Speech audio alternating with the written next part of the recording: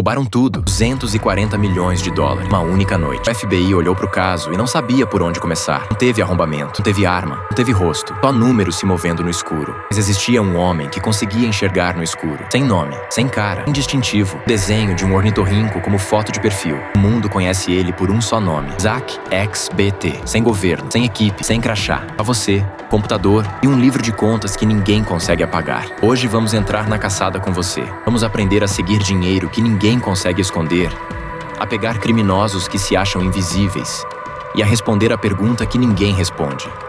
Zach XBT é uma pessoa, um grupo ou um governo. Mas antes de caçar o maior ladrão da história do cripto, você também já foi roubado. 2017. O mundo inteiro fala de uma palavra nova: cripto. Todo mundo vai ficar rico, menos você. Você colocou seu dinheiro num projeto que prometia mudar o mundo. Comprou no topo, acreditou, não vendeu. E um dia abriu a carteira e estava vazia. O projeto era falso. O dinheiro evaporou. A maioria das pessoas aqui desiste. Se sente burra, se cala, segue em frente. Você fez o contrário. Você foi ver para onde o seu dinheiro tinha ido. E foi aí que descobriu o segredo que ninguém te contou. No mundo normal, o dinheiro roubado desaparece. No cripto, ele deixa um rastro. Cada transação fica escrita num livro gigante que todo mundo pode ver e que ninguém consegue apagar. O ladrão fugiu, mas deixou pegadas na areia. E você começou a seguir. Ninguém te ensinou isso. Você não tem curso, não tem crachá. Então por que meses depois agências do governo iam te ligar com a câmera desligada? Em 2021, você começou a publicar o que descobria. Um golpe aqui. Um ladrão ali. Nomes, provas, dinheiro. E as pessoas começaram a reparar. Mas tem uma regra que você nunca quebra. Ninguém pode ver o seu rosto. Quando a polícia te liga, você desliga a câmera. Usa um aplicativo que muda a sua voz. Um analista do Serviço Secreto Americano te descreveu assim: foi muito estranho no início, mas respeitei. Esse cara anônimo estava fazendo um trabalho brilhante. E é aqui que nasce o maior mistério de todos. Alguém tão bom, tão rápido, com acesso a tanta informação, será mesmo uma pessoa? Uns dizem que você é uma equipe inteira disfarçada de uma pessoa. Outros juram que você é uma fachada do FBI. Como é que um amador sozinho resolve o que agências com milhões não resolvem? Mas repara na contradição. Se você fosse o governo, precisaria mudar a voz no telefone com o próprio governo? Todos os jornalistas sérios que te investigaram chegaram na mesma conclusão.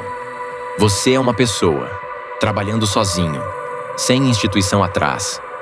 E é exatamente isso que assusta. Porque a sua única arma é um livro de contas que qualquer criança consegue abrir. Deixa eu te explicar a sua arma como se você tivesse 5 anos. Imagina um caderno gigante, de vidro, no meio da praça da cidade. Toda vez que alguém passa dinheiro para outra pessoa, fica escrito nesse caderno. Todo mundo pode ler, ninguém pode arrancar uma página. Isso se chama blockchain. O ladrão acha que está seguro porque não usa o nome verdadeiro.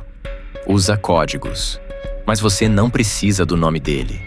Você precisa seguir ele. As suas técnicas. Seguir o dinheiro. De carteira em carteira. Mesmo que ele pule entre 10 moedas diferentes. Agrupar carteiras. Se 2 carteiras são sempre abastecidas pela mesma fonte, na mesma hora, provavelmente são a mesma pessoa. Cruzar com o mundo real. O nome de usuário do Discord. Uma foto de perfil repetida. Um endereço reutilizado. Mas aqui está a verdade que os criminosos nunca aprendem. A blockchain é perfeita. As pessoas não são. O erro nunca está no código. Está no ladrão que grava a tela e fala o próprio nome em voz alta. Está no moleque que reutiliza a mesma foto em 3 contas. Está no criminoso cujos amigos publicam a localização dele toda noite. Você já analisou 500 transações na mão numa só noite. Não porque você é um gênio, mas porque você está disposto a olhar quando todo mundo já foi dormir. E numa noite de agosto de 2024, alguém cometeu o erro mais caro da história do cripto. 19 de agosto de 2024. Um investidor dos primeiros tempos do Bitcoin recebe uma ligação. Parece o suporte do Google. Depois, parece o suporte da corretora. A sua conta foi invadida. Precisamos que você confirme seus dados. Em poucas horas, ele foi enganado até compartilhar a tela e entregar as chaves da sua fortuna. 4.064 bitcoins. 240 milhões de dólares. Sumiram. Do outro lado, os ladrões se gravaram, vendo o dinheiro cair, gritando, comemorando. Essa gravação ia ser a corda no pescoço deles. 3 jovens, codinomes Grievous, Wiz e Box, se achavam fantasmas. Erro número 1. Durante o assalto, um deles fala o nome verdadeiro do outro em voz alta. Vier. Você ouviu. Erro número 2. Um reutiliza a mesma foto de perfil em vários lugares. Você ligou os pontos. Erro número 3. O líder, Malone Lamb, gastava feito louco. Ferraris, baladas, $100 mil por noite. E os amigos publicavam onde ele estava. Toda santa noite. E o dinheiro em papel? Mandavam pelo correio escondido dentro de bichinhos de pelúcia. Você montou o mapa. Entregou para as autoridades antes de publicar. Prisões em Miami e no aeroporto de Los Angeles. Um deles jogou o celular na Bahia na hora de ser preso. Tarde demais. Hoje são mais de uma dúzia de acusados, num dos maiores casos de crime organizado digital da história. Mas tem uma parte dessa história que ninguém gosta de contar. 6 dias depois do roubo, criminosos seguiram os pais de um dos rapazes, bateram no carro deles de propósito e sequestraram os 2. Dinheiro fácil nunca é só dinheiro. Sempre traz sangue atrás. Pegar moleque gastando em Lamborghini é uma coisa. Mas e quando o ladrão é um país inteiro? Nem todo ladrão que você persegue quer carro de luxo. Alguns roubam para um governo. A Coreia do Norte tem um exército que você não vê. Programadores que se infiltram em empresas de cripto usando identidades falsas, passam nas entrevistas, recebem salário e roubam por dentro. Você expôs eles.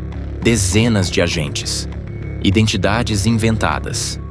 Uma até se chamava Henry Zhang.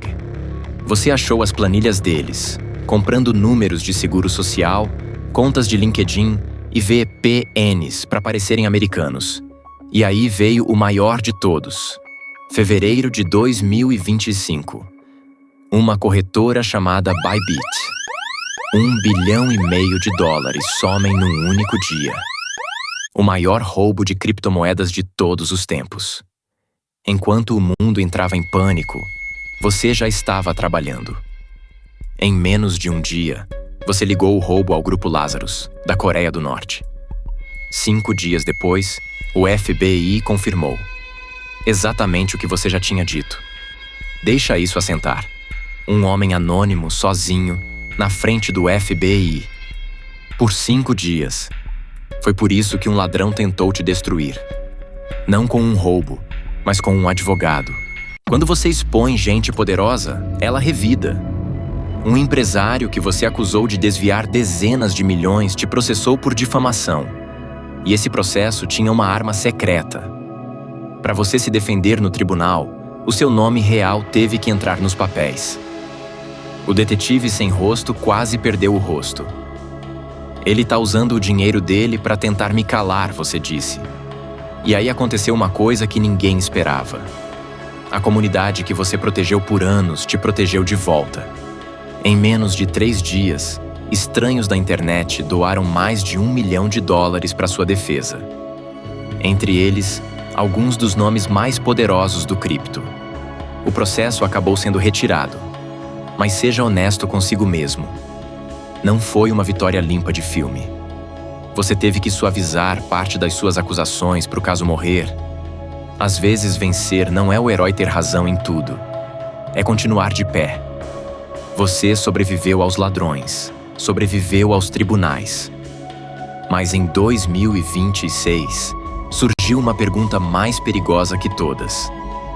E se o próprio caçador não for mais confiável? Você chegou no topo. Uma das maiores empresas de investimento do mundo te contratou. Dizem que você já ajudou a devolver mais de 350 milhões de dólares para vítimas. Governos usam o seu trabalho, mesmo que nunca ponham o seu nome nos documentos. Mas quanto mais poder você tem, mais perguntas aparecem. Por que alguns dos seus doadores nunca foram investigados por você?